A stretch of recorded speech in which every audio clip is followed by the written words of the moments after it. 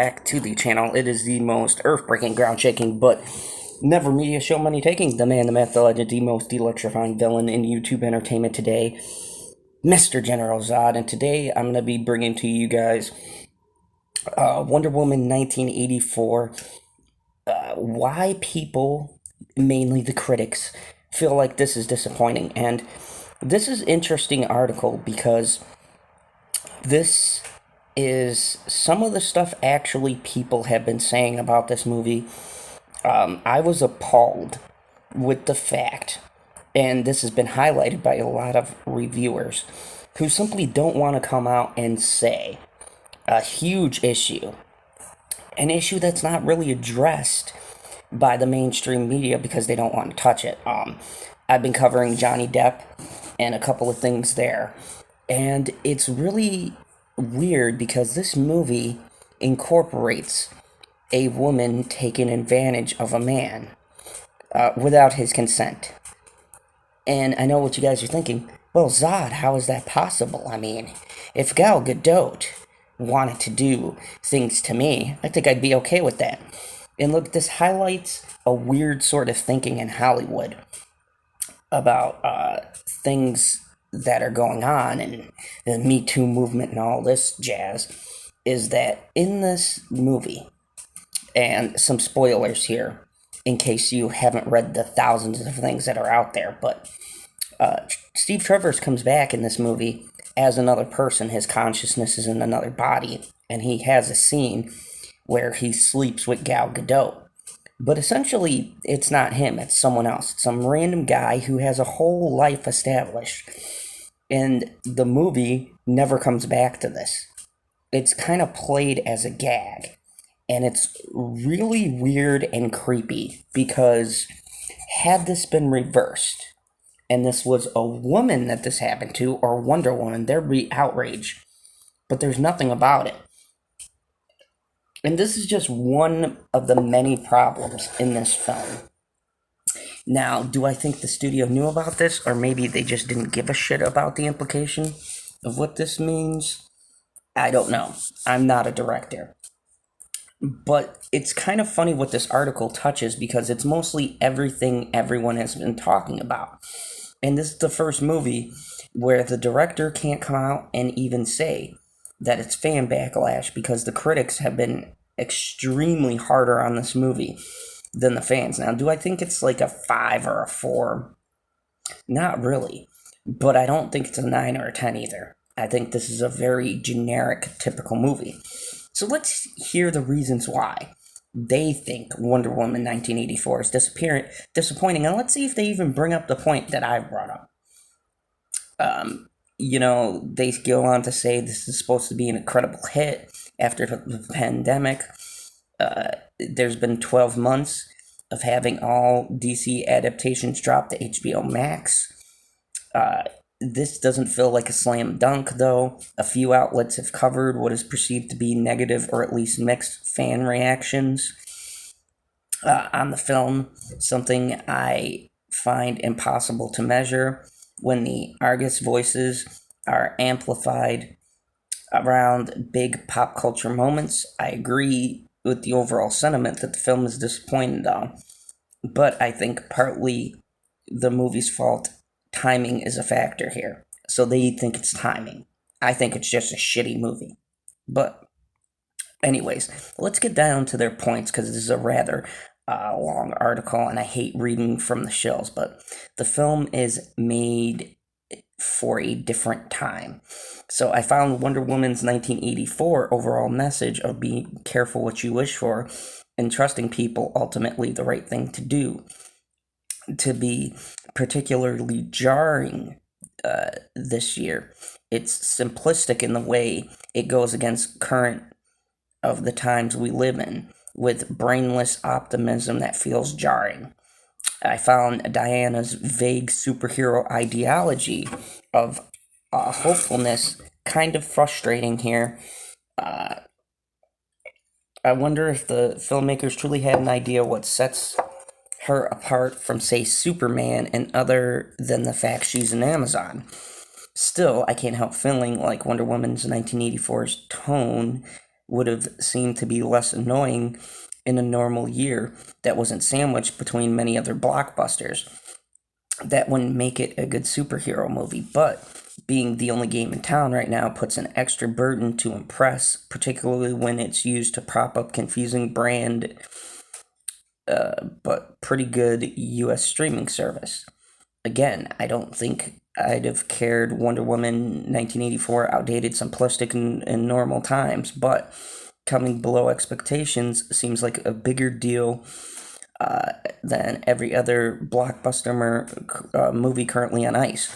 The 80s backdrop offers color and fun in terms of fashion, but the point references in the first hour does make the movie does little with us, save using the Cold War as a basis for the third act of a nuclear drama war piece.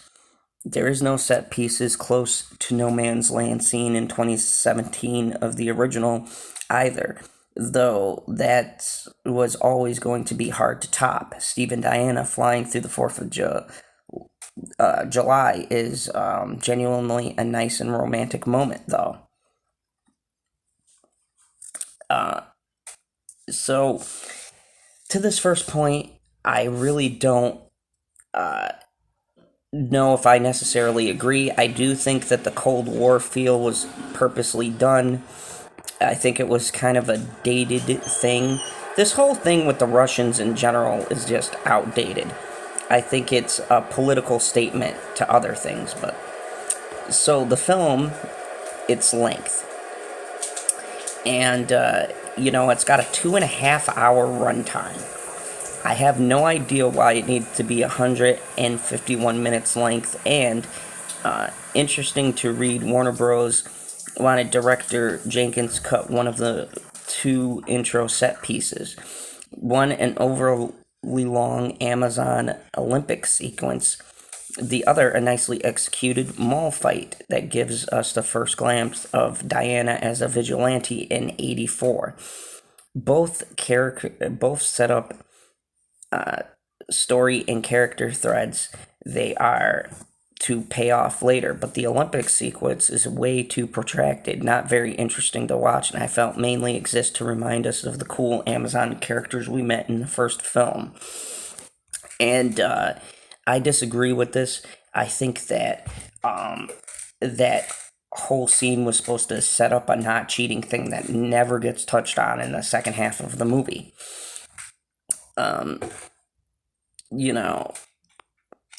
So let's go to this here. Again, the movie would rather have us believe that the power of people making sensible decisions and being good at their core. This does not do nothing for me. When we meet Diana versus Superman in Dawn of Justice, she was slicing off bits of an apocalyptic doomsday. Here, she's more of a passive figure, and I think the movie is too afraid for her to get her hands dirty. I wonder if this reaction to the criticism that the superhero movies were getting too dark. Likewise, the movie waits a long time for Kristen Wiig's Cheetah to actually become a full-blown villain, and parts of the final encounter are already spoiled in the trailer. I do agree with that. They showed way too much, and Kristen Wiig's Cheetah was just terrible. The CGI was okay in the dark, but when they did a close-up in her face, it looked like Cats. And if you guys didn't see Cats, you did yourself a great favor. That movie's terrible. Let me see. And then I'll read this last half because it's not really that long. It says, other than penning Steve Trevors having a career as an anthropologist, you don't really get a sense of Diana having an inner life in this film. He's been dead for almost 70 years, And sure, her heart was broken, but there is a hell of a long time for a mythological hero to accumulate some real life experiences in the human world. It feels like no time has passed between the two movies, which is true.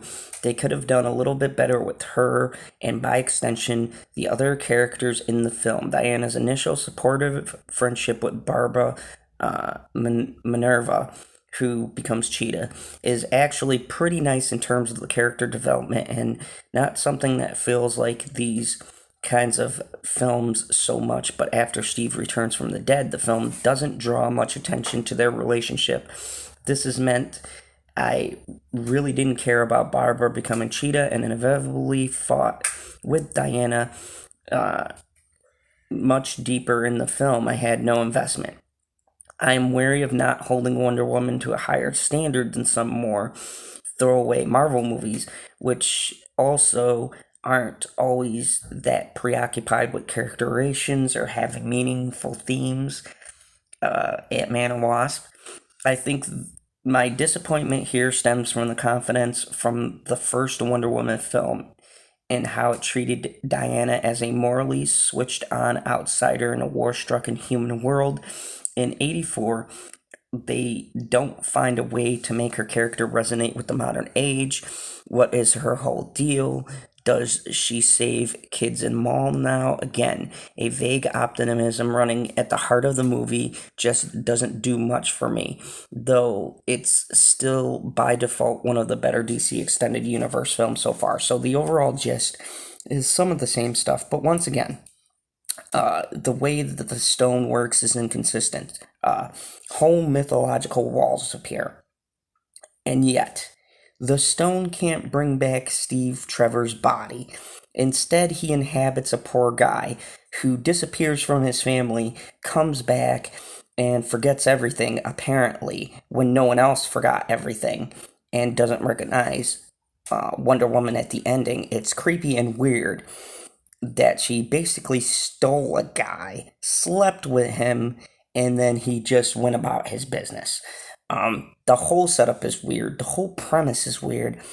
The whole entire movie is very flimsy at best. So in the comments below, let me know. Did you see Wonder Woman 1984? What do you think? Do you think that the critics are not even touching on that point because they don't want to open a whole can of worms there?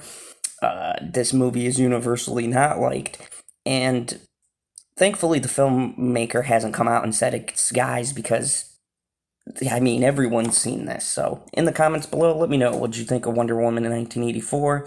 What was your issues with it? And as always, remember, kneel before General Zod. The darkness will fall, we never quite thought we could lose it.